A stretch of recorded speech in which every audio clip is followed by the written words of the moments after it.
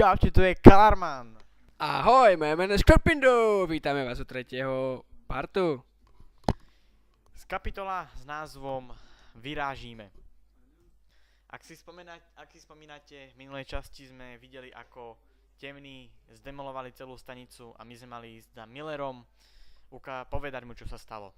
A teraz nás tu prebudza nejaký typek. Vyspával si ako vždycky, do 10 rána, čo vám budem hovoriť. Áno, jasne, nič nezabudneme. My sa musíme teraz zbaliť, pretože už sa na toto miesto pravdepodobne nevrátime. Ideme do tvrdého boja. Tieto munície slúžia aj ako peniaze na kúpenie lepších zbraní, nábojov, lekárničiek a samých vymožeností. Lenže v Metro 2 tam môžete si vylepšovať tie zbrane. Tu nakúpite len samotnú zbraň. Takže ideme. Šipka, jasné, tade. Teraz by sme mali ísť do strelnice, si zaobstarať výbavu na lovenie tých našich mutantov a všelijakých príšer.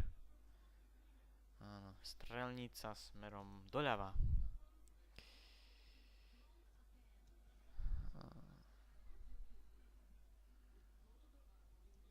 Tak, a sme tu, pri typkovi s okuliarmi, štýlové okuliary. Taký retro typek. Samopal ráže 5.45 vyrobenej ve zbrojnici, no kde by inde bol vyrobený. Čo taká budem hovoriť. Dobre, zoberieme si ho. Ak vám mám niečo povedať o tomto samopali, je to o ničom. Proti ľuďom je to možno, že trošku účinný, ale na mutantov je to absolútne k ničomu, pretože za prvé musíte stále prebíjať a za druhé aspoň také 2 zásobníky, aby ste zabili jedného, takže asi toľko vám k tomu poviem. Presne tak. A ešte keď pôjdeme proti ťažším mutantom ako démonom, tak to už není vôbec šanca. Dobre, no, môžeme vyskúšať. Alebo proti knihovníkom, to aj ubíjačka na nestáči, to je proste problém. Á, môj epický nožik z minulej časti, to je... Tak vyskúšame naše strelecké schopnosti. No, tak dobre, musíme najprv prebiť. No, je to tam čistá desina, čo vám budem hovoriť. Fajn, takže... v celej tejto scénici vôbec nemôžeme používať zbrane, automaticky vôbec ich nemôžeme dať, takže musíme ísť takto. Takže pridej sa ke kavrane. Teraz to bude dosť hardcore časť.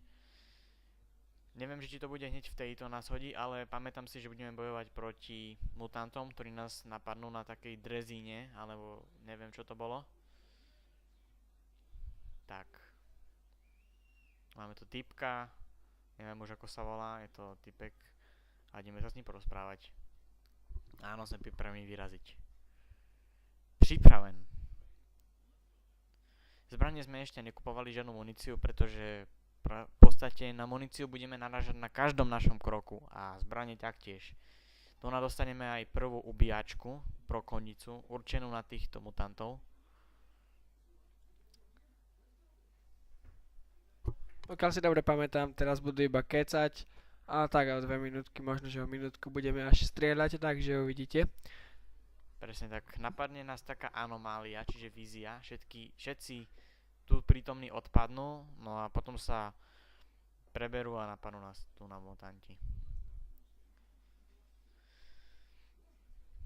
Tak ideme. Tieto kolenice sú veľmi stabilné na tieto výkony.